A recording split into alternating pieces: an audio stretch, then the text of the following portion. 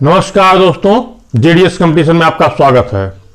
आज सैटरडे, आज मैं अपनी मोटिवेशनल स्टोरी के साथ आपके सामने पुनः प्रस्तुत हूं। और आज जिस महान शख्सियत की मोटिवेशनल स्टोरी मैं आपके सामने पेश करने जा रहा हूं, वो अपने आप में खुद ही एक मोटिवेशनल गुरु है। नाम है स्वामी विवेकानंद। पहले इनके बारे में कुछ जान लेते हैं हल्का फुल्का। उसके बाद इनकी लाइफ की 3 कहानियां ऐसी हैं जो हमें बहुत पसंद आई और संभव है आपको भी पसंद आए।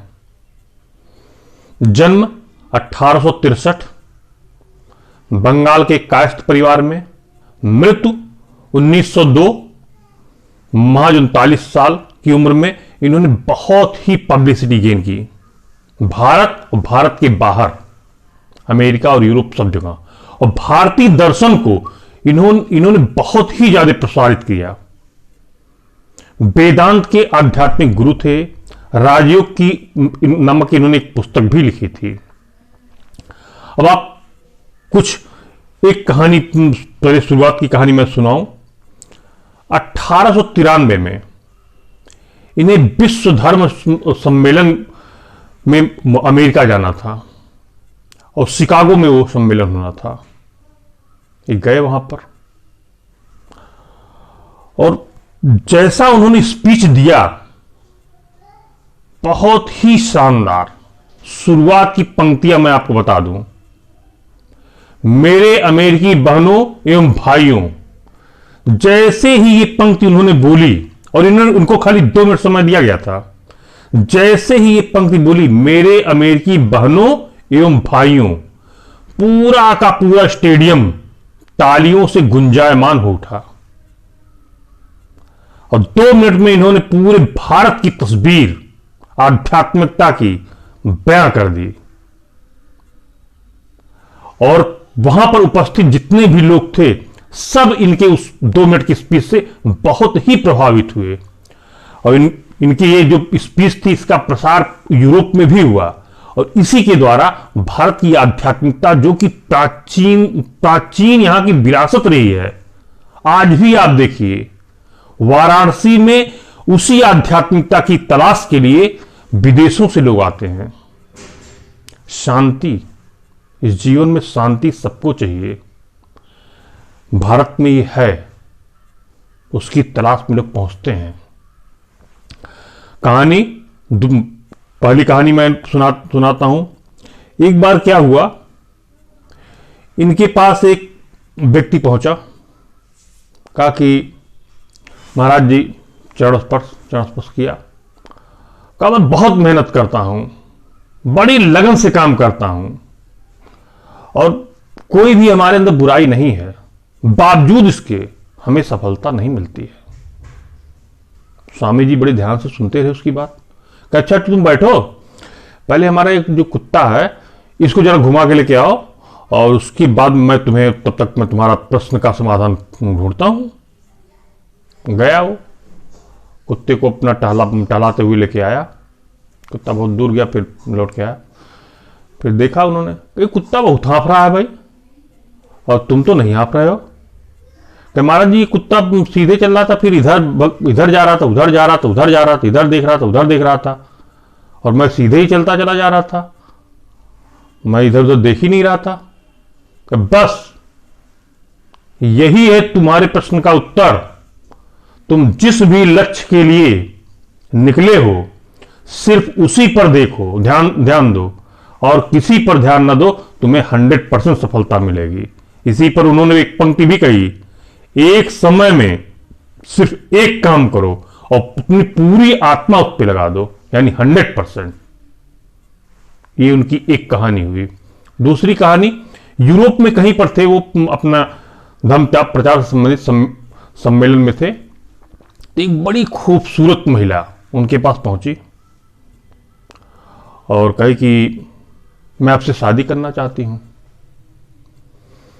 तो उन्होंने जवाब दिया, स्वामी जी ने, भाई मैं तो सन्यासी, में तो शादी कर नहीं सकता।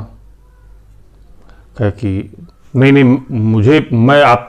आप बहुत आकर्षित लगे और मैं चाहती हूं आप हमारे साथ रहें।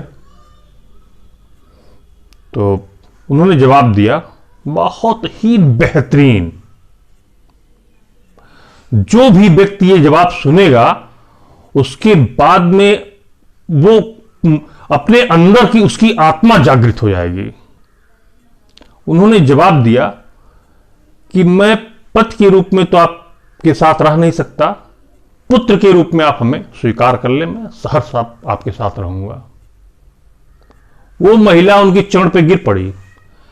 कह महिलाओं के प्रति इतना सम्मान बहुत ही प्रशंसनीय है।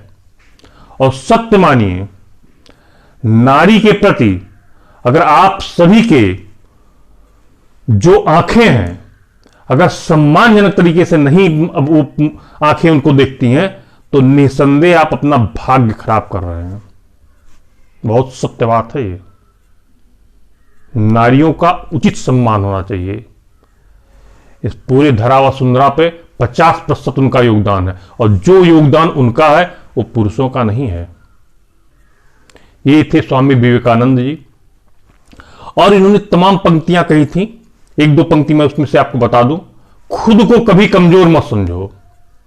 अगर तुमने खुद को कमजोर समझ लिया तब फिर हार गए। यानी एक कहीं से एक सेंटेंस था ना कि मन के हारे हार है, मन के जीते जीत। आप अपने मन को कभी हारने ना दे। इंसान तब नहीं हारता जब वो फेल होता है। इंसान तब हारता है जो प्रयत्न करना छोड़ देता है। तो ये उनकी पंक्ति आप दिमाग में रखे रहिए। दूसरी, चिंतन करिए, चिंता ना करिए। किसी आप अपने लक्ष्य की तरफ अग्रसर हैं, चिंतन करिए कैसे क्या होगा, कैसे क्या नहीं होगा। इस पर चिंता प्रकट मत कीजिए। चिंता तो आपको अंदर से गला देगी। ये आपके स्वामी जी हैं विवेकानंद जी, जो अब नहीं रहे, लेकिन इनके बारे में रविन्द्रनाथ टैगोर ने कहा कि अगर आप भारत को देखना चाहते हैं तो स्वामी जी को पढ़िए। उनमें सब कुछ सकारात्मक है, नकारात्मक कुछ भी नहीं है। रोमा रोला ने इनके बारे में बात कही कि वो हमेशा सर्वप्रथम रहे हैं, द्वितीय का सवाल ही पैदा नहीं होता। इतने बड़े बड़े दार्शनिक इनके बारे में बहुत अच्छी अच्छी पंक्तियां कही हैं। रामकृष्ण परमहंस इनके गुरु थे। रामकृष्ण मिशन का इन्होंने स्थापना भी किया। आज लगभग 130 देशों में इनके जो प्रवचन केंद्र हैं वो खुले हुए हैं। आध्यात्मिकता के से संबंधित हर देश में लोग इनको फॉलो कर रहे हैं। इंडिया से तो ओरिजिनेट हुए, लेकिन हर देश में इनको फॉलो किया जा रहा है। तो ये हमारे यहाँ के एक महान विभूति स्वामी विवेकानंद थे, जिनसे मैं काफी इंस्पायर हुआ और मुझे लगा कि संभव है कि आप लोग भी इंस्पायर होंगे इनके जीवन दर्शन को देखते हुए। एक बार क्या हुआ, हिमालय की कंदराओं में जा रहे थे, कहीं ध्यान उन कर रहे थे, कोई वहां से साधु सन्यासी गुजरा। वो कहा शिव शिव शिव शिव शिव। मतलब में जब उस स्वामी जी को उस व्यक्ति ने देखा तो उसमें उनको भगवान शिव का आभास हुआ कि भगवान शिव ये हैं। संभव है आप किसी भी धर्म से हो, संभव है कि हो सकता है उनकी छवि उसमें दिखाई पड़ गई हो। ये थे हमारे स्वामी विवेकानंद जी, जिनके बारे में थोड़ी संक्षिप्त जानकारी मैंने कलेक्ट किया। मैंने कहा कि आपको बताना जरूरी है और फॉलो करिए। संभव जो कठिन रास्ते हैं, दुर्गम रास्ते हैं, वो थोड़ा आसान हो जाएंगे आपके जीवन के, सभी के जीवन के, हमारे भी जीवन के, आपके भी जीवन के। आज की मोटिवेशनल स्टोरी यहीं तक। अब हम नेक्स्ट वीक से अब करंट के 2 सेक्शन और 1 मोटिवेशनल, यानी 3 वीडियो लगभग हमारा एक टारगेट है लेके आएंगे। पहला वीडियो हमारा चाइना पे होगा। आप पूरा का पूरा विश्लेषण ध्यान से सुनिएगा चाइना के संदर्भ में। आखिर चाइना क्यों भारत को बार बार डिस्टर्ब करने की कोशिश करता है, इस सवाल का जवाब मैं परसों नेक्स्ट वीडियो में दूंगा। हो सकता है मंडे ट्यूसडे को मैं वो वीडियो बनाऊं। नमस्कार, धन्यवाद।